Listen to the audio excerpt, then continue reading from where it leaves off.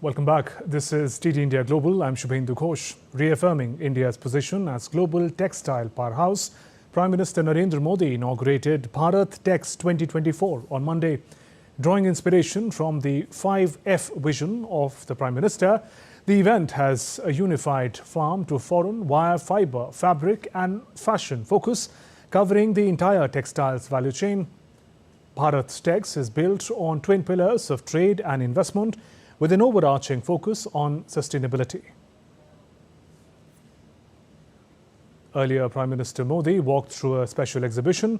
The 4 days event features over 65 knowledge sessions and have a dedicated pavilion on sustainability and circularity. And in the heart, fashion presentations.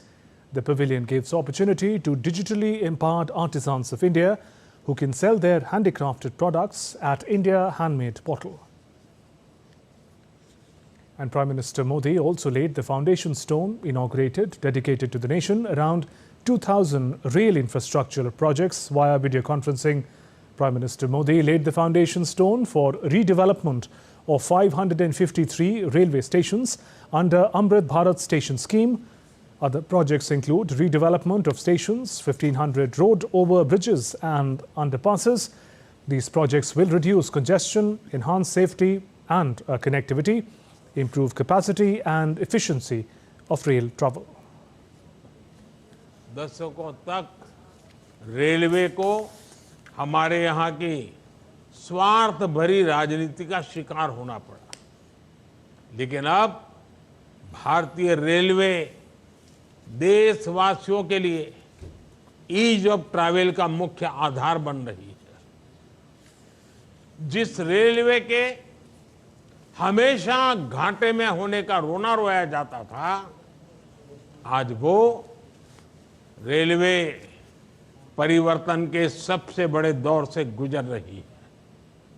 In the inaugural address at Bharat and the World session at JNU in New Delhi, India's External Affairs Minister S. Jaishankar on Monday asserted that India, under the current ruling dispensation, responds in a much more befitting manner to instances of cross-border terror along the country's frontier with its western neighbour, Pakistan.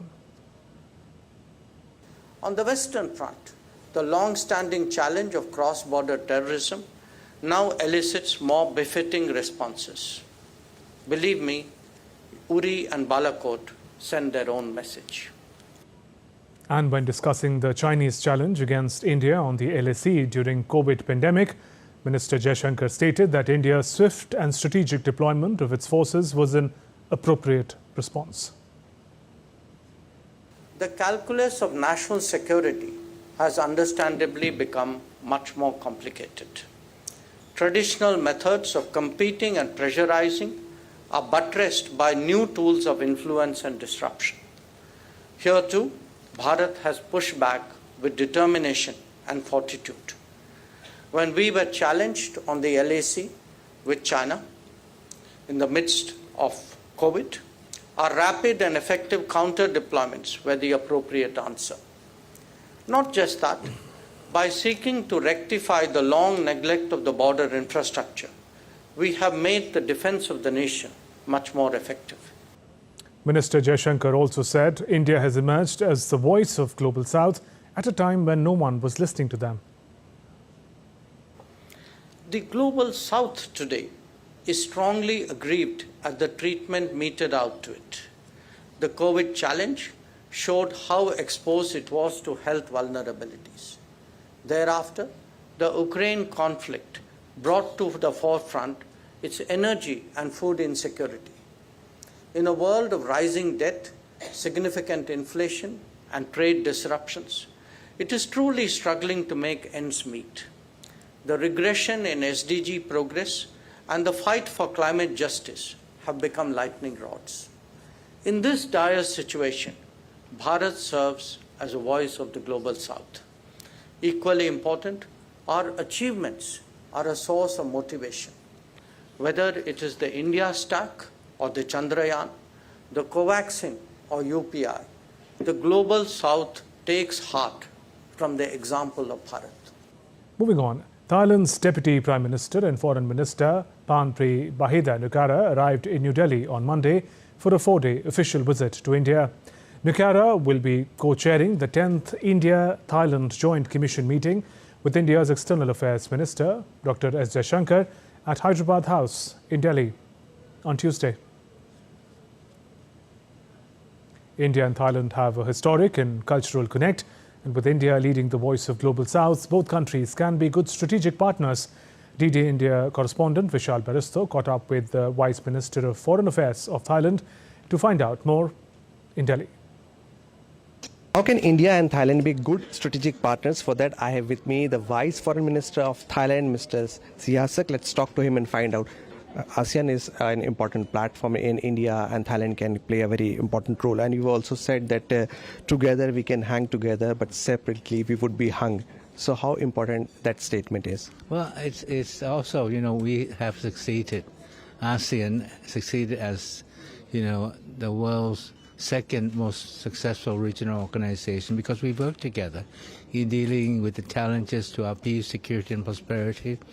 And looking ahead, there'll be more challenges because the international system is going through transformation. We have challenges in the Indo-Pacific. So it's all the more reason for us to work together, because by working together we have more clout and we can make a greater impact. So one last question. Ever since the Modi government took over, how do you see India and Thailand relations? Because now is the time, as you rightly said, that Global South is going to play an important role. Well, our relations, I think, has gained new strength. And, we are looking forward to Prime Minister Modi coming to Thailand to attend the BIMSTEC summit. And I'm sure that his visit, if it's realized, will help to, enhance this strategic partnership between our two countries. So there you heard the Vice Foreign Minister of Thailand. India definitely has a very important role to play both in ASEAN and also in the Indo-Pacific. With cameraman Rajesh Ricky and Praveen in Delhi, this is Vishal Baristo for DD India. The 13th Ministerial Conference of World Trade Organization, WTO, commenced on Monday in Abu Dhabi, UAE. Trade ministers from across the globe evaluated the functioning of multilateral trading system and chart the future course of the WTO. India has put concerns about European Union's tax imposition regarding the carbon border adjustment mechanism. India will address this issue within WTO rules and explore bilateral discussions with the EU. Discussions on the work program on electronic commerce are another key agenda for the 13th Ministerial Conference, but a consensus on the draft ministerial decision remains elusive. I'm delighted to say that we are kicking off this meeting with some excellent news. Here at MC13, the WTO is welcoming its first new members in almost 8 years, Timor-Leste and Comoros. We celebrate the hard work they have put in and the beneficial but challenging reforms they have implemented at home. Both countries are least developed countries, and we are excited to see them reap the gains of membership as they become new members of the WTO. 22 more countries are seeking to follow in their footsteps. Many of them are present here as observers, including a sizable contingent from the Arab world. Comoros and Timor-Leste will bring the WTO to 166 members, and we look forward to adding to that number in the years ahead. In Pakistan, Maryam Nawaz, senior leader of the Pakistan Muslim League Nawaz Party, became the first woman chief minister of Punjab province. Maryam secured 220 votes in the 371-seat provincial assembly. The Punjab Assembly Speaker announced the election results that was earlier boycotted by opposition Sunni Council Party. Meanwhile, former Prime Minister Imran Khan once again threw the leadership dice for Pakistan Tehreek-e-Insaf by nominating Barrister Gohar Ali Khan for the party's top post. Gohar previously secured the position of PTI chairman with backing of Imran Khan in the intra-party elections of December last year.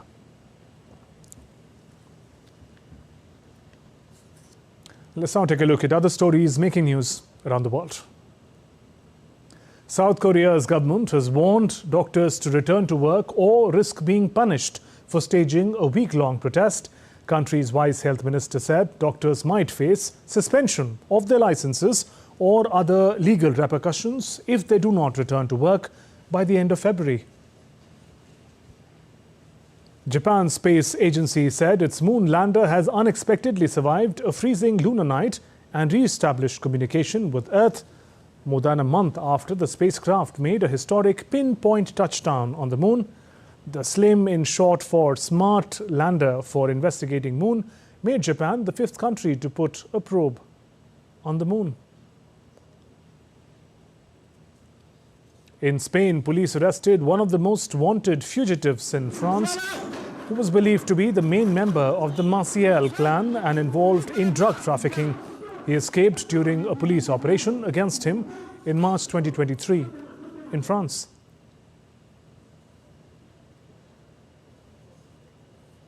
Germany says it will be changing laws to allow carbon capture and storage technology in certain CO2-intensive industrial sectors as it aims to become carbon neutral by the year 2045. And just after 36 hours, Valentina Cafola reclaimed her apnea ice diving world record by completing a 140-meter dive under ice with a single fin and without oxygen. Cafola surpassed the previous record of 126 meters held by Yasuko Ozeki.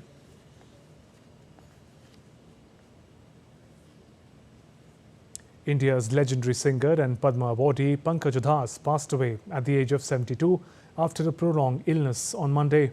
The veteran singer is renowned for his ghazals such as Chitti Aayi Hai and Chandi Jaisa Rang.